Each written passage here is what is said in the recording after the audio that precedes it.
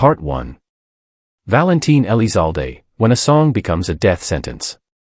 Narco corrido is not harmless music. It is a form of storytelling built on power, weapons, territory, and death. The singer is not just an entertainer.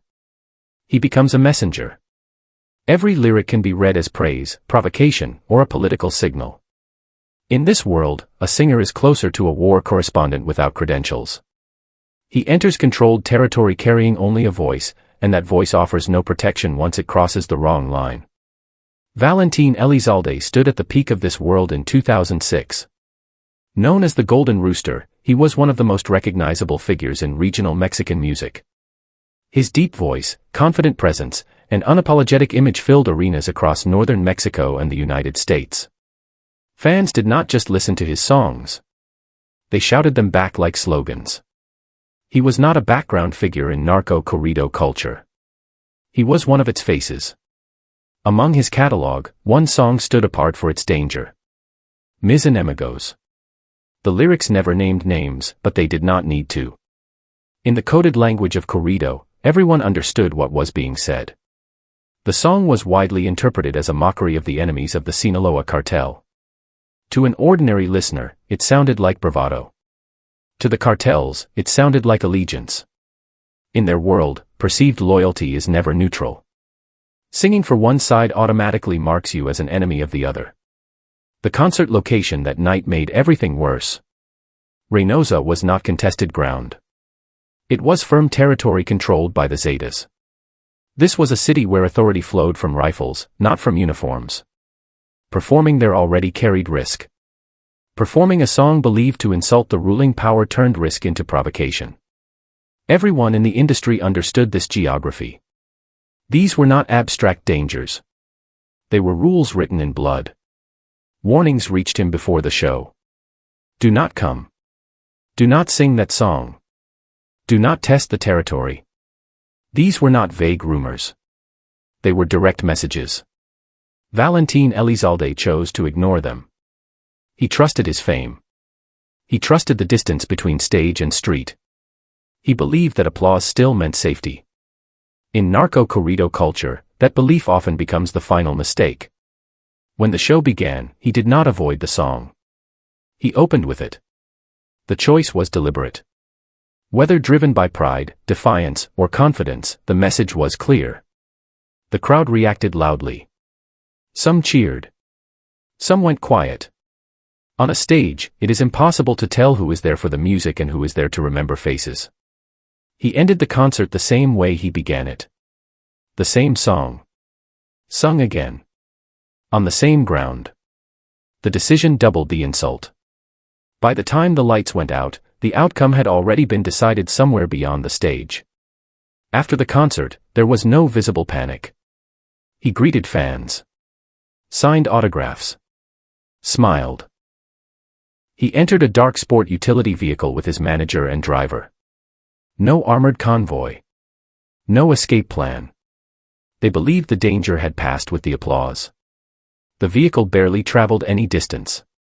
2 other cars blocked it. There were no demands. No negotiation. Gunmen stepped out and opened fire. Assault rifles tore through glass and metal. More than 70 rounds were fired in seconds. This was not an assassination meant to be hidden. It was a public execution. Valentin Elizalde was hit multiple times. There was no chance of survival. His manager and driver were killed instantly. The vehicle became a shredded shell.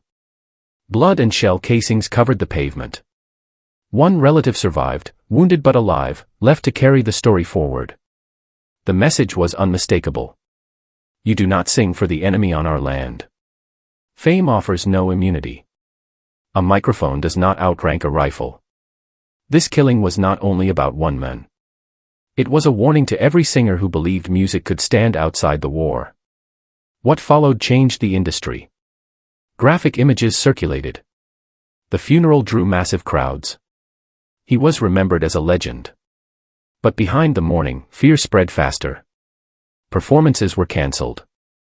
Lyrics were altered. Some artists walked away from the genre entirely. Narco corrido shifted from folk expression into open-blood sport. Valentin Elizalde's death marked a boundary.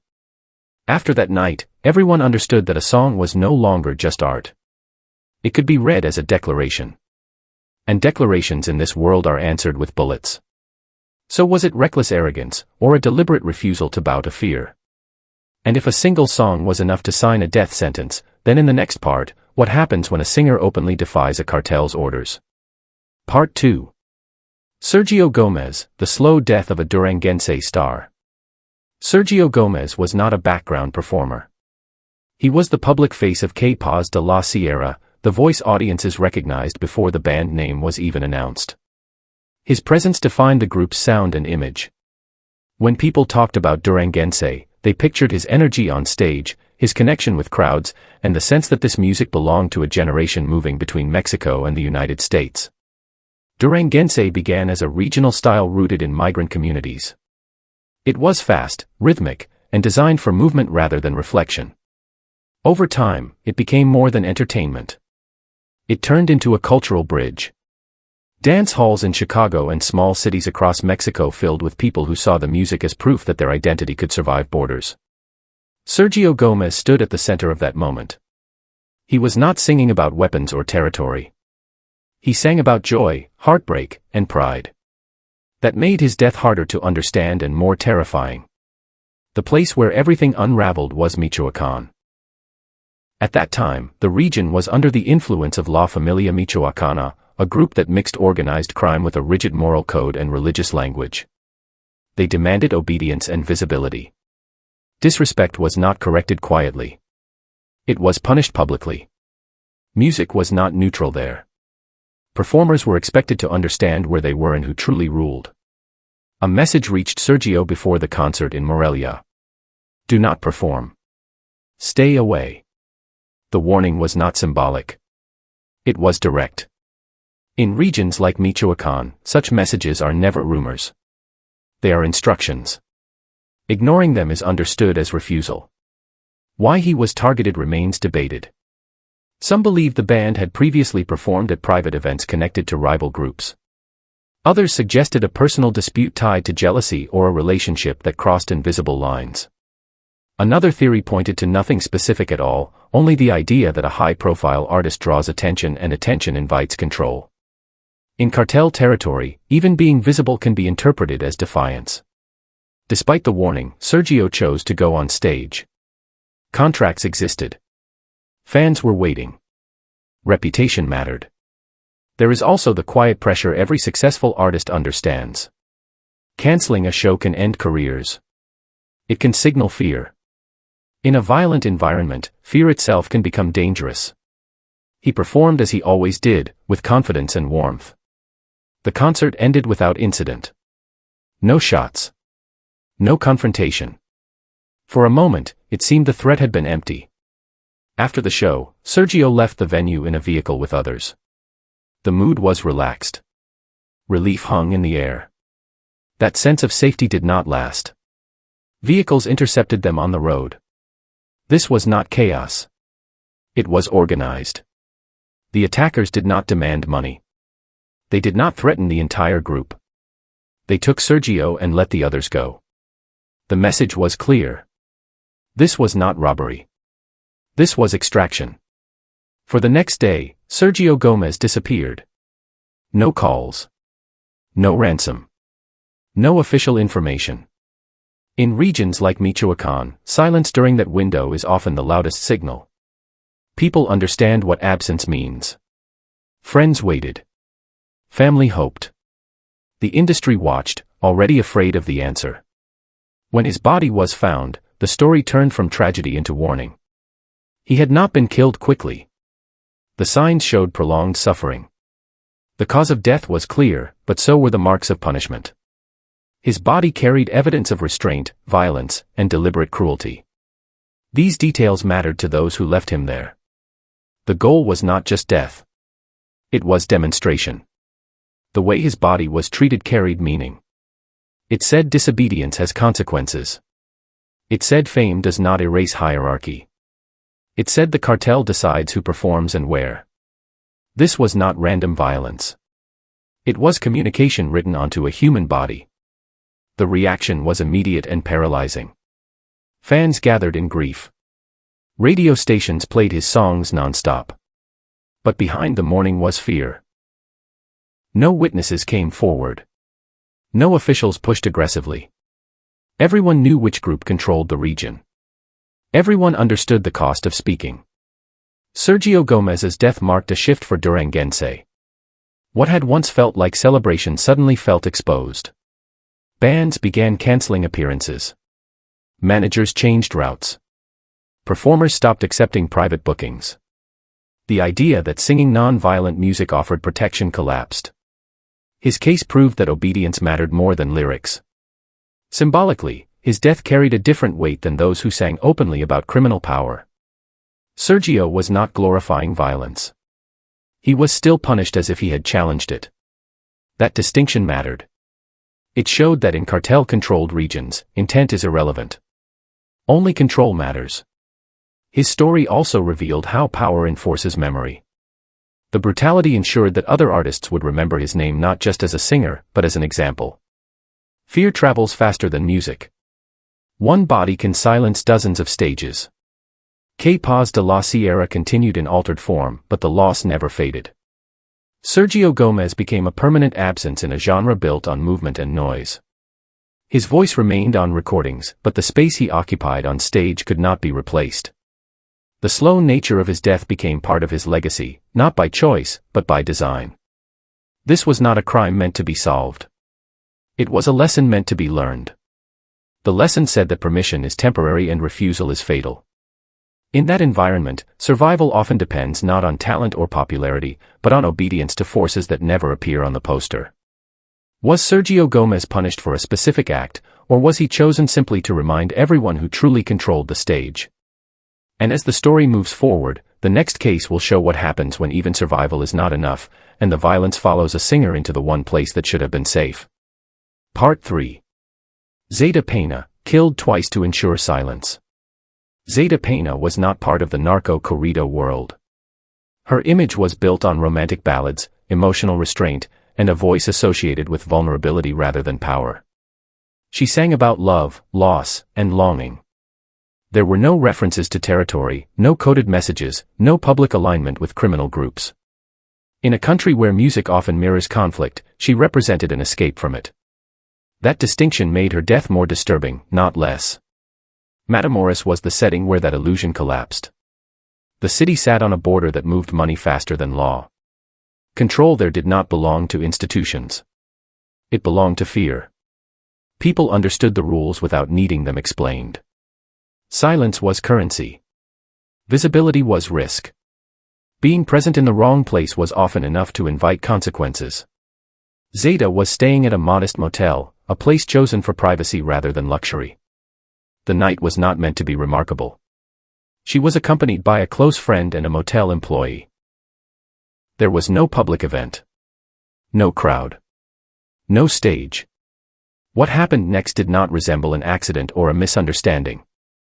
The door was forced open. The intrusion was immediate. There was no attempt at negotiation or theft. The intention was singular. Gunfire filled the room. The attack was fast and focused. The two people with her were killed where they stood. They were not the objective.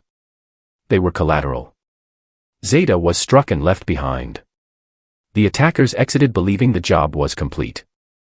The room fell silent again, broken only by the aftermath. Zeta Pena did not die that night. Emergency responders found her alive, severely injured but breathing. She was rushed to a hospital and taken into intensive care. Doctors worked to stabilize her. Against expectation, she survived the first attempt on her life. News spread quickly. Fans prayed. Family members gathered. The story shifted from tragedy to fragile hope. For a brief moment, people believed survival meant safety. The hospital represented order. White walls.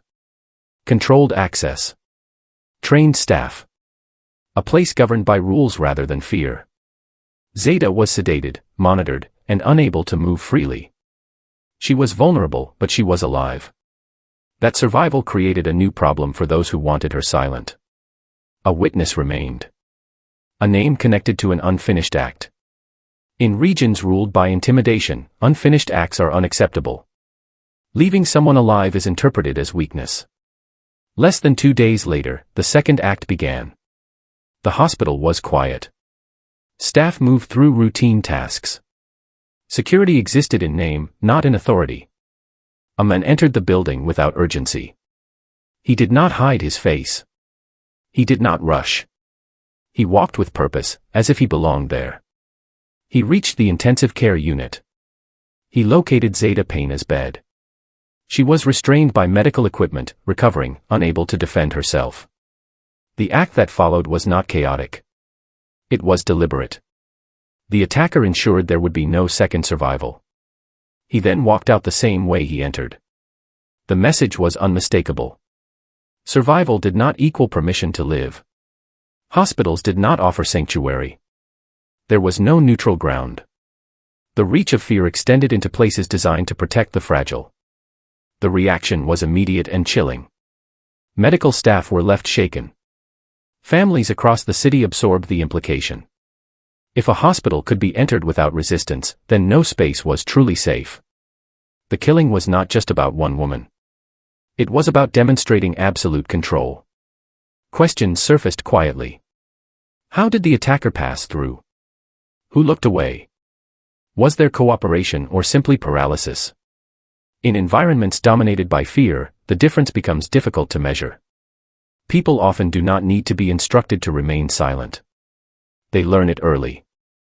The motive was never officially confirmed. Rumors circulated. Some claimed a personal relationship crossed an invisible boundary.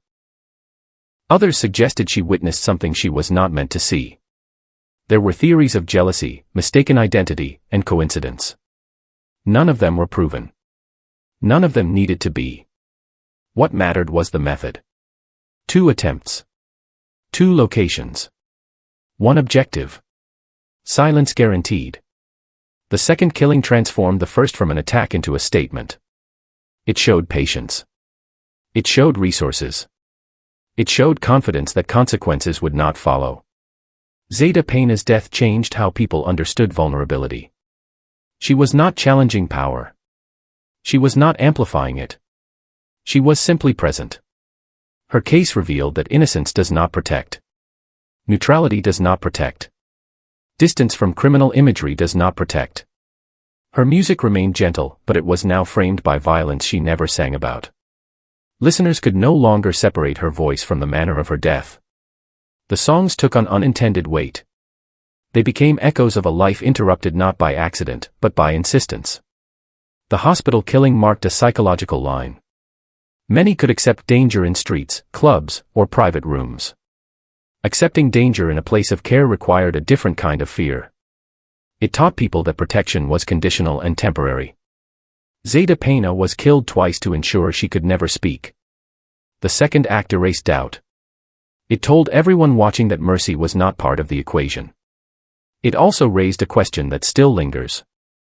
Not who ordered it, but how many people had to remain silent for it to happen. If silence was enforced with such precision, where does responsibility begin and where does fear take over? And in the next part, the story crosses a border to show how even distance and nationality fail to protect a singer once the music follows them home. Part 4. Tito Torbellino, When a Song Knows No Borders. Tito Torbellino was born and raised in the United States.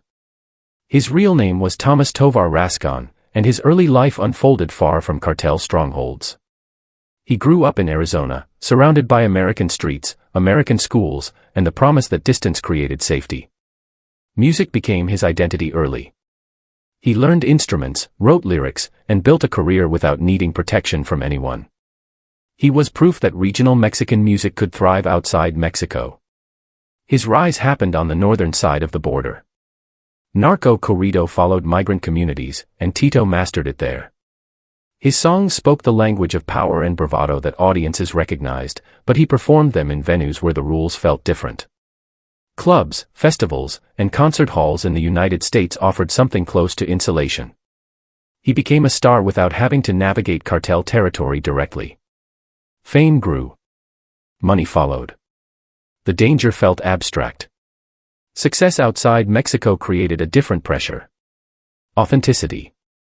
In this genre, credibility is tied to proximity.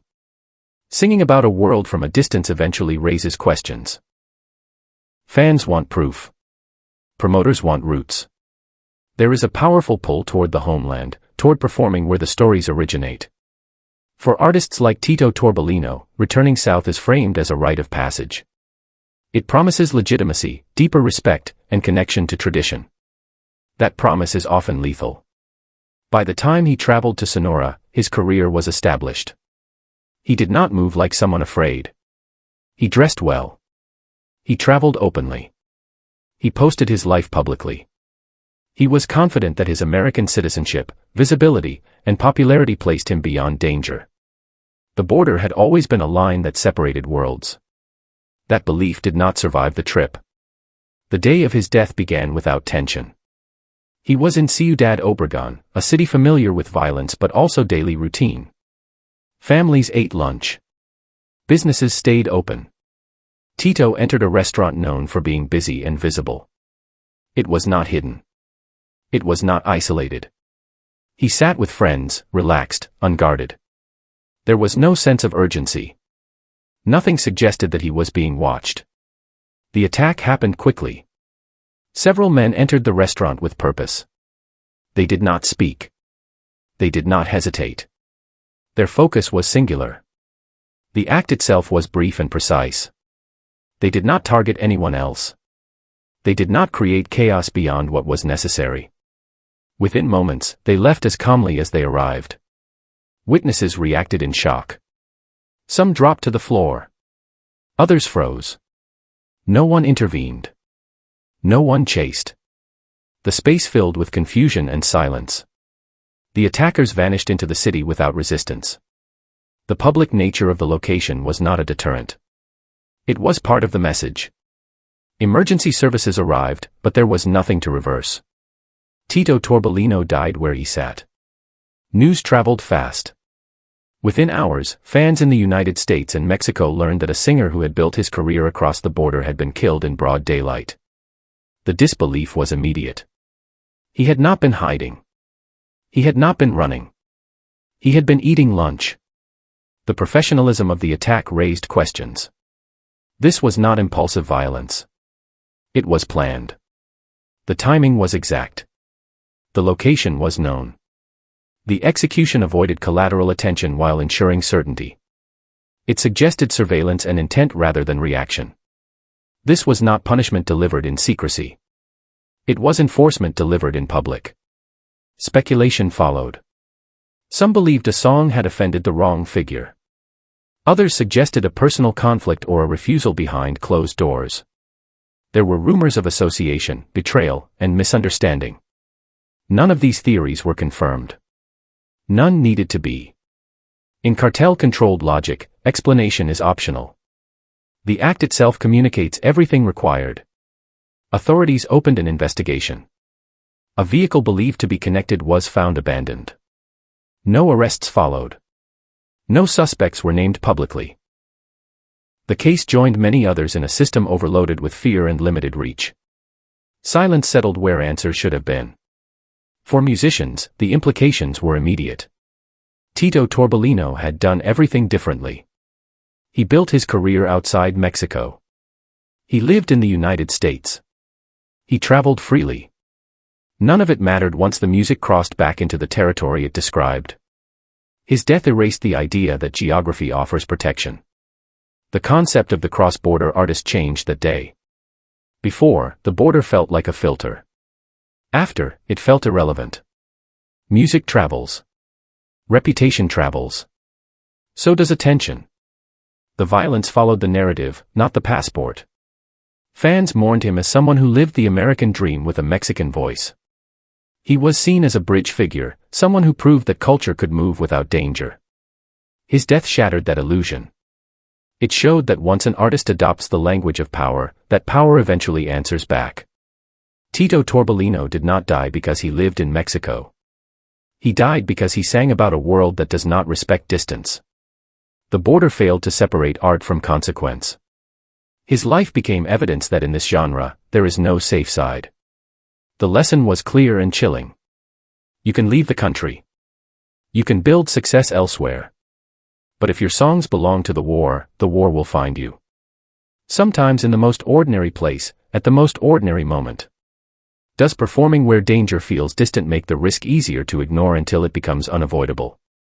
And in the next part, the story returns to the heart of cartel territory to show how even the privacy of home offers no protection once attention turns deadly. Part 5. Diego Rivas, When Glorifying Violence Leads to Death.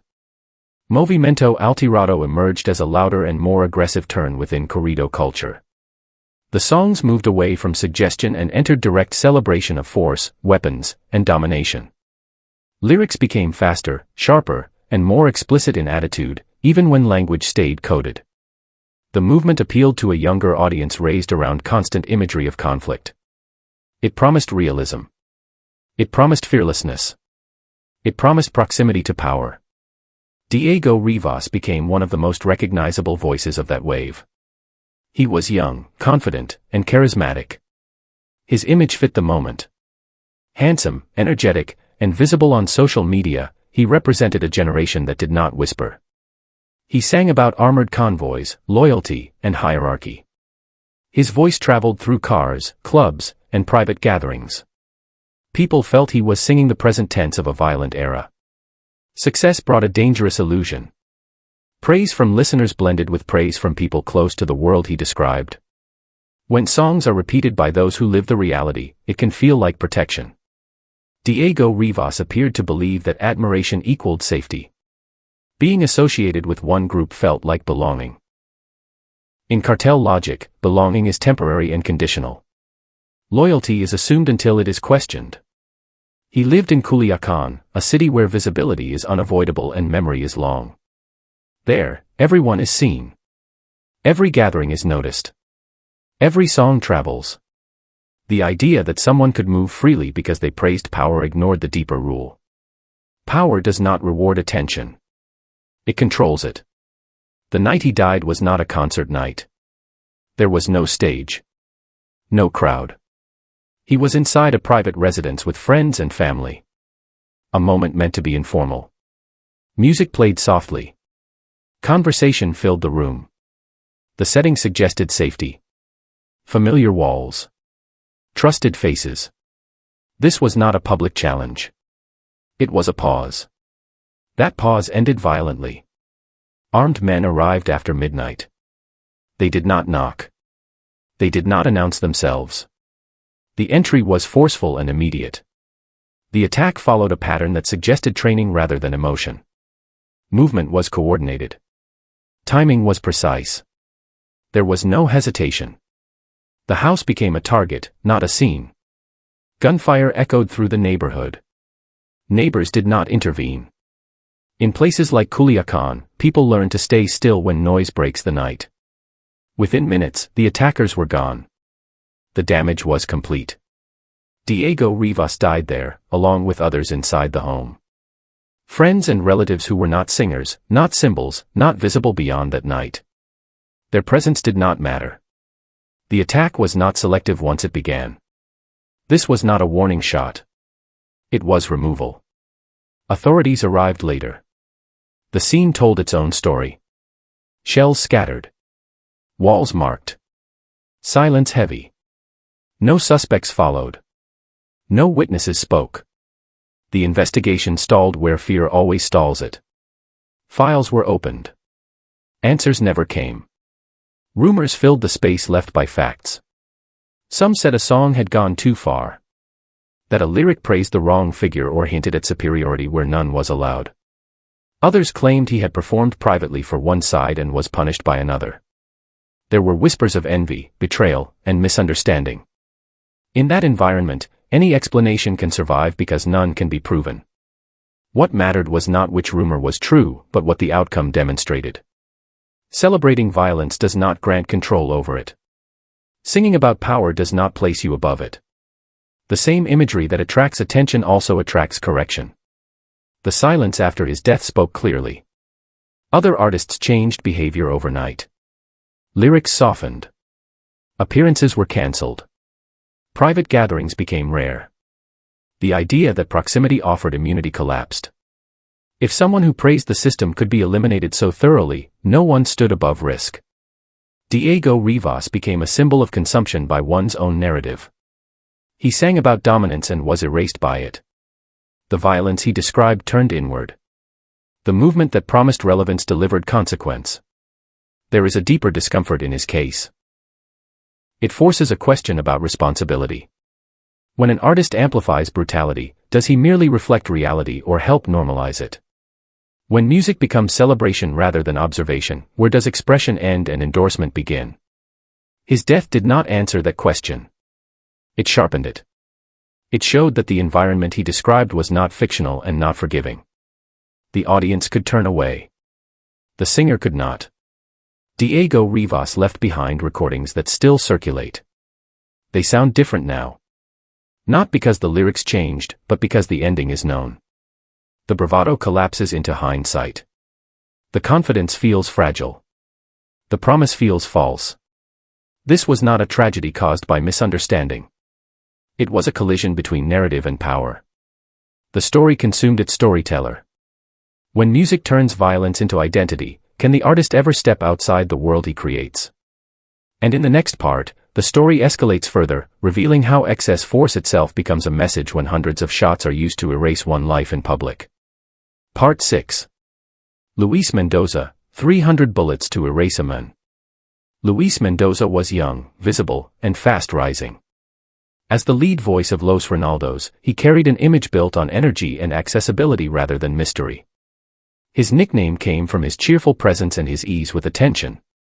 He smiled easily, greeted fans openly, and treated success as something to be shared. His group played upbeat corridos that moved crowds without hiding their connection to the environment they came from. Sonora at that time was not a backdrop. It was an active front. Rival groups competed for routes, influence, and symbols. Control shifted quickly. Alliances fractured without warning. In such a setting, visibility becomes risk. Being known is not protection. It is exposure. Every appearance can be interpreted. Every movement can be tracked. In cities like Ciudad Obregón, people understand that the street remembers. Luis embraced visibility. He shared moments of his life online. Cars, clothes, rehearsals, laughter. Nothing suggested fear. The image projected confidence and normalcy. To followers, it looked like success untouched by danger. To those who watched more closely, it looked like someone who believed attention equaled safety. In places ruled by intimidation, that belief is fragile. The day everything ended began like any other. Bright light. Busy streets. Ordinary traffic. Luis traveled with his manager in a white pickup, moving through a main avenue used by commuters and families. There was no secrecy. No altered route. No sense of urgency. He was not hiding. He was moving through the city as if the city belonged to everyone. The interception was sudden and organized. Vehicles blocked his path with precision. The street turned into a closed space within seconds. What followed was not a warning. It was final. The volume of force used went far beyond necessity. The sound echoed across blocks. Bystanders ran or froze. Phones came out. Distance became shelter. When it ended, the pickup was no longer a vehicle. It was evidence. Windows shattered. Metal torn. The scene resembled a battlefield rather than an urban street. Authorities later counted an extraordinary number of shell casings. Estimates varied, but all agreed the amount was excessive by any standard. This was not about ensuring death. It was about making a point. Luis Mendoza and his manager did not survive. There was no opportunity for escape. The choice of location and timing removed ambiguity. Daylight meant witnesses. A central avenue meant exposure. The act was meant to be seen, recorded, and remembered. In cartel culture, memory is power. The idea of overkill carries meaning. Using overwhelming force communicates anger, dominance, and finality. It says the target did not merely offend. He crossed a line that required erasure. In that language, restraint would have weakened the message. Excess becomes the message itself. Speculation followed immediately. Some said Luis had praised one side while performing in territory controlled by another. Others believed he had been pressured to align and failed to respond correctly. There were rumors of betrayal, misunderstanding, or proximity to the wrong people at the wrong time. None of these explanations were confirmed. None needed to be. What mattered was the response it provoked. Musicians across Sonora adjusted behavior overnight. Routes changed. Appearances were cancelled. Social media accounts went quiet. Managers re-evaluated every invitation. The fear was not abstract. It was visible in decisions made within hours.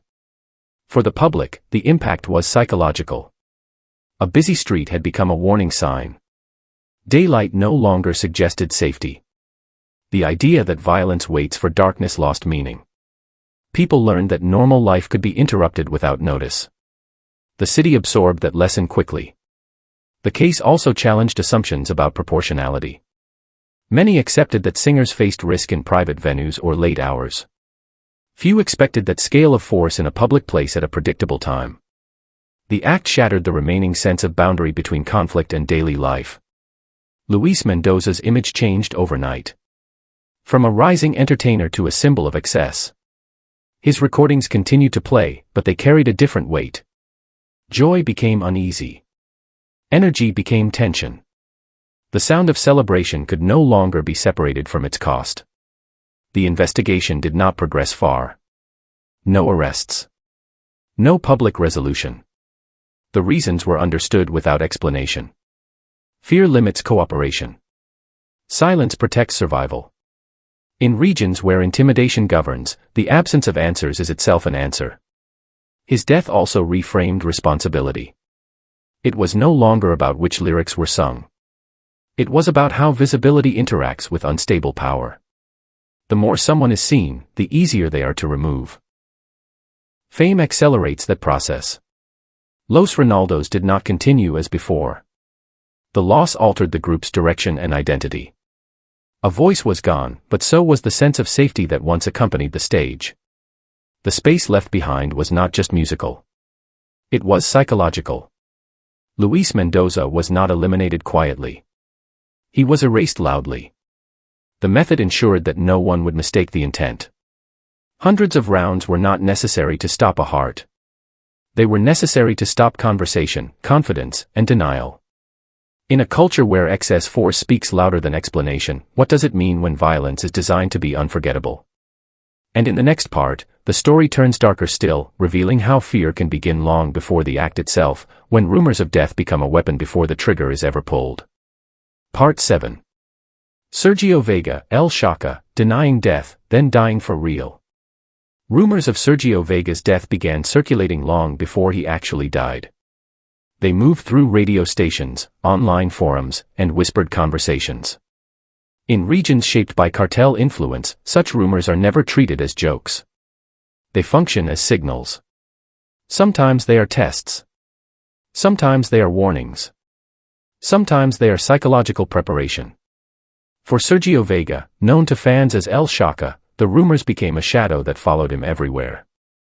He was a major figure in regional Mexican music. His voice was strong, his image confident, his presence unmistakable. Audiences trusted him. Promoters relied on him.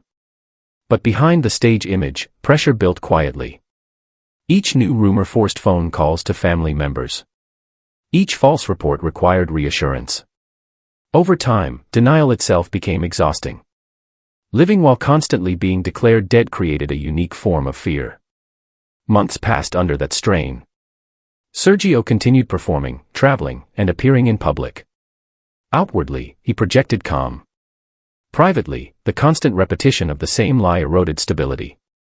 In cartel-dominated environments, rumors can serve a purpose. They make a target visible. They encourage routine. They test reactions. By the time the truth is needed, patterns are already mapped. Eventually, Sergio decided to confront the narrative directly.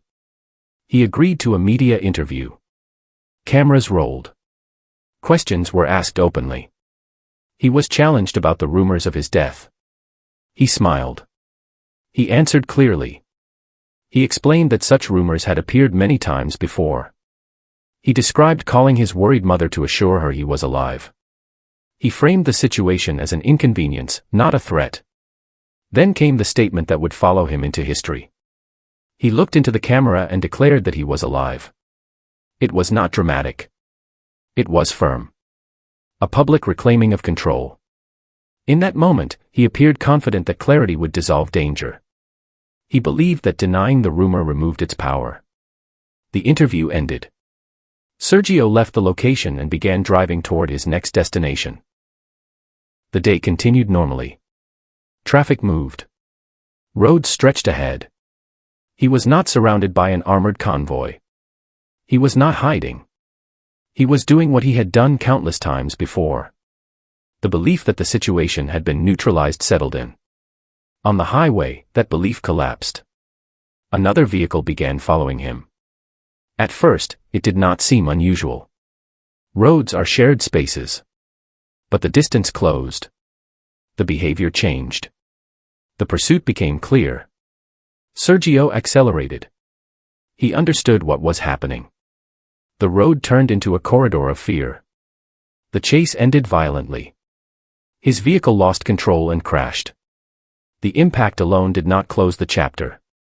The pursuit did not stop with the accident. The intent was not intimidation. It was finality. Sergio Vega did not survive that day. When authorities arrived, the scene was already silent. The singer who had publicly denied his own death hours earlier was gone. The timing was impossible to ignore. The interview footage spread rapidly. Viewers watched him speak about rumors, then watched news reports of his actual death. The contrast created a chilling effect. The interview became more than a media appearance. It became a recorded farewell. Not by intention, but by design. Whether the timing was coincidence or calculation remains debated. What is certain is the psychological impact. The rumors did not end with denial. They culminated in confirmation. This case revealed a different layer of violence. No immediate threat. No visible confrontation beforehand. Instead, a slow erosion through uncertainty. Rumors functioned as a weapon. They destabilized without drawing attention. They forced the target to respond. They shaped behavior. By the time the physical act occurred, the mental groundwork had already been laid. Sergio's guard was lowered by familiarity. He had lived with the threat long enough that it began to feel normal. That normalization is central to psychological warfare. Fear that becomes routine loses urgency. The lesson extended beyond one artist. Musicians watching understood that silence is not the only danger. Speaking can also accelerate exposure. Denying a threat does not remove it. Publicly addressing rumors can validate them in the eyes of those who created them. Sergio Vega's music continued to play after his death. Songs once associated with confidence now carried unease. The voice remained strong, but the context shifted. Fans no longer heard only rhythm and melody. They heard the echo of a man arguing with his own fate. His case showed that modern conflict does not rely solely on force. Information, repetition, and uncertainty are equally effective tools. By the time violence appears, the outcome has often already been decided. El Shaka did not die because he spoke. He died in a space where speech and silence were both monitored. His story stands as a reminder that in environments shaped by intimidation, truth offers no shield and denial offers no escape. When rumors are allowed to shape reality, at what point does responding to them become part of the trap?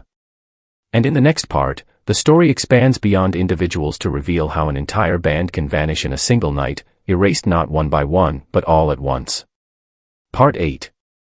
Combo Colombia, when an entire band is wiped out. Combo Colombia was not a band built on intimidation or bravado. They were known as a working group, hired to bring rhythm and celebration to ordinary nights. Their music leaned toward dance, familiarity, and accessibility. They played for weddings, clubs, and local parties. There was nothing confrontational in their image. They were entertainers in the most traditional sense, men who made a living by keeping people moving. That is why private performances were essential to their survival. Private gigs paid better than public shows. Cash was immediate. Exposure was limited. For many bands in northern Mexico, these events were the backbone of their income. At the same time, private gigs carried the highest risk. Performing behind closed doors meant stepping fully into someone else's territory. Once inside, there were no crowds for protection and no clear exit. The night in Nuevo Leon began like countless others. Combo Colombia arrived expecting a routine engagement. The venue was informal. The atmosphere was relaxed. Music played. Drinks flowed. Nothing suggested danger. For hours, the band did exactly what they were hired to do. They played. They entertained. They stayed within the role they had always known. Then the tone shifted without warning. Armed men entered the space. They did not behave like guests. They did not hide. They identified themselves clearly. The presence of Zetas was not subtle. It was meant to be understood immediately. No one resisted. Resistance was never an option. The musicians were ordered to stop playing. Instruments were lowered. The sound disappeared. One by one, the members of the band and their crew were forced outside. They were not questioned there. They were not accused. They were simply removed. Vehicles waited. The band was loaded in as a group. In minutes, they were gone. What followed was not a negotiation. There was no demand for money. No attempt to contact families. This was not kidnapping for profit. It was relocation for elimination. The convoy moved away from the city into rural land. The distance created isolation. Isolation removed witnesses. They were taken to an abandoned ranch. The place was empty, chosen for that reason. The location itself carried intention. Far from roads. Far from lights. Far from help. What happened there unfolded methodically. The musicians were questioned briefly. The focus was not on their songs, but on where they had played before. Territory mattered. Associations mattered. Neutrality did not exist. In cartel logic, performance equals endorsement. Playing for one side automatically marks betrayal of another. The executions were carried out one after another. There was no chaos. There was no argument. The process was repetitive and impersonal. Bodies were disposed of immediately. An old well became a mass grave. The depth ensured concealment. The act was designed to erase rather than display. One man escaped. His survival was accidental, not merciful. In the confusion of movement, he ran. Shots followed, but darkness and distance worked in his favor. He kept moving without direction until the noise faded. Fear kept him alive. He did not stop until exhaustion forced him to. When authorities were eventually led to the site, the reality emerged slowly. The well was discovered. Recovery took time. One body after another was pulled from the earth. Musicians. Crew members. Men whose only role had been to provide sound for a night. The scale of the loss was unprecedented. Entire bands had been threatened before. Individuals had been targeted many times. But the elimination of nearly an entire musical group in one event crossed a line. It demonstrated that no distinction existed between star and worker. Everyone was equally disposable. The reaction within the music community was immediate and severe. Bands canceled private bookings. Venues closed. Nightlife changed. Fear reshaped schedules and choices. Many groups refused to perform in certain regions entirely. Silence became a survival strategy. Historically, the massacre of Combo Colombia marked a turning point. It showed that even non-political music carried risk. It proved that compliance did not guarantee safety. The band had not provoked publicly. They had not challenged openly. They had simply existed in the wrong place under the wrong assumptions. The message was not subtle. Neutrality would not be respected. Work would not protect. Obedience was temporary.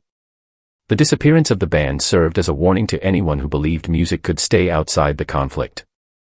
Combo Columbia did not leave behind a final song or a defiant message. They left behind absence. Empty stages.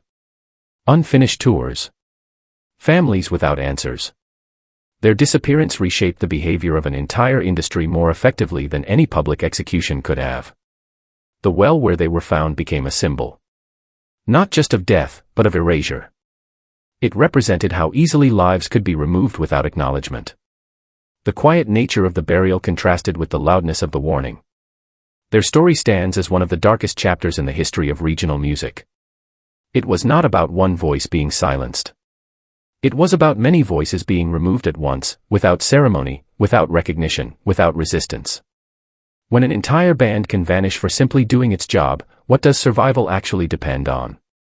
And in the next part, the story shifts from mass graves to the sky itself, where one of the most powerful voices in music would disappear in a moment that still raises questions years later.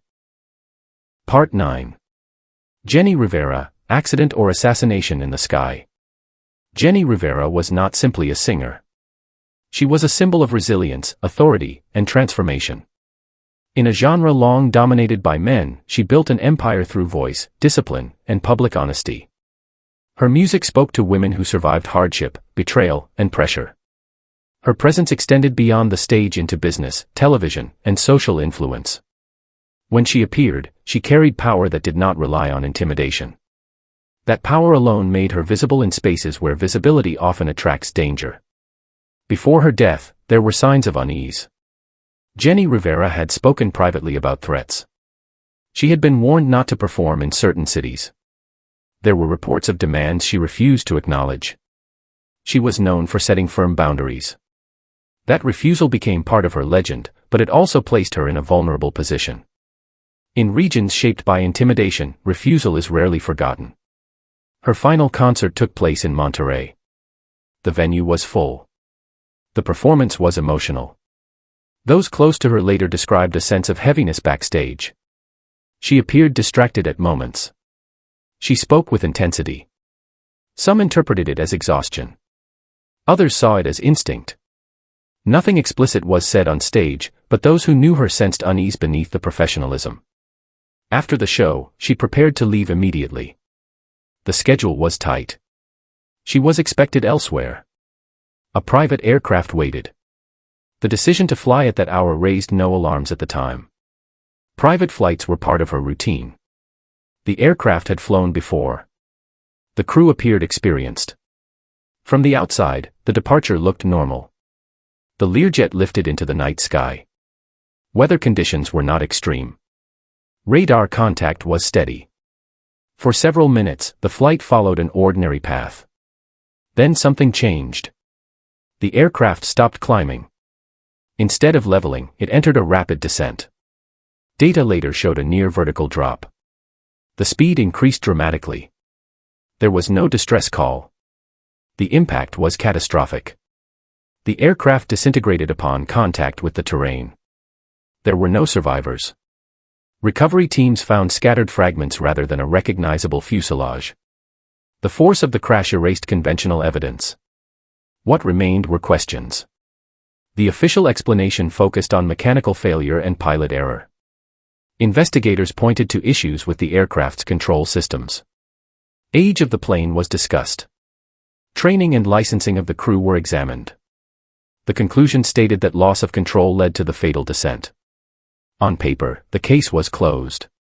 Public belief did not follow the report. Too many contextual elements refused to align neatly. Jenni Rivera had expressed fear before boarding. She had spoken of danger. The flight path anomaly appeared extreme. The absence of a distress signal troubled observers. Rumors surfaced quickly. Some claimed sabotage. Others suggested coercion. There were whispers of a device placed to interfere with controls. A protected witness later alleged involvement by criminal interests. None of these claims were proven. None were dismissed conclusively. Each theory fed into the next. What kept the speculation alive was not a single detail, but the environment surrounding her life. Jenni Rivera operated in regions where intimidation was common. She interacted with promoters, venues, and systems that overlapped with illicit power. Even if she remained independent, proximity alone created risk. Context mattered. The line between conspiracy and reality blurred because the reality itself was unstable. In places where threats are routine and enforcement is selective, disbelief becomes reasonable. Fans did not invent danger. They recognized it. The question was not whether she was targeted, but whether the truth could ever be separated from circumstance. Witness statements added complexity. Accounts varied. Timelines conflicted slightly. Some details were lost to impact damage. Others were lost to silence. Each gap allowed speculation to grow. The absence of clarity became its own evidence in the public mind. Jenni Rivera's death created a void that could not be filled. Her absence reshaped the genre. Few artists carried her combination of authority and vulnerability. Her songs continued to play, but they now carried a finality that had not existed before. Listeners searched lyrics for meaning that was never intended. Her case sits uncomfortably between explanation and suspicion. It resists simple closure. The official narrative answers technical questions. It does not answer emotional ones. For many, the crash felt less like an accident and more like an interruption that fit too easily into a larger pattern of silencing. In environments where power punishes refusal, coincidence is rarely accepted at face value. Jenni Rivera lived openly, spoke directly, and refused to yield. Whether the crash was mechanical failure or something darker, the result was the same. A voice that carried strength vanished in silence. At what point does context become evidence when patterns repeat often enough to feel intentional? And in the final part, the story leaves the world of Cartels and enters a darker truth, where the power that silenced a singer wore a uniform and ruled an entire nation. Part 10. Victor Jara, When the State Becomes a Cartel. Victor Jara was not a pop star in the conventional sense. He was a public conscience. A teacher, a theater director, a folk singer whose work carried political meaning without needing slogans. His songs spoke about workers, farmers, dignity, and collective hope. In Chile, his voice was recognizable not because it entertained, but because it organized emotion. That made him visible to power in a way few artists ever are. The political environment surrounding him shifted abruptly. Chile entered a moment where authority no longer relied on consent. The military seized control, framing order as survival and dissent as threat. Institutions collapsed into obedience. Fear replaced debate. In that climate, artists like Victor Jara were no longer cultural figures. They were liabilities. When the takeover began, Victor Jara did not flee. He remained at the technical university where he taught, believing presence mattered. Soldiers arrived. Arrests were immediate and sweeping. There was no individual charge. Identity itself became enough.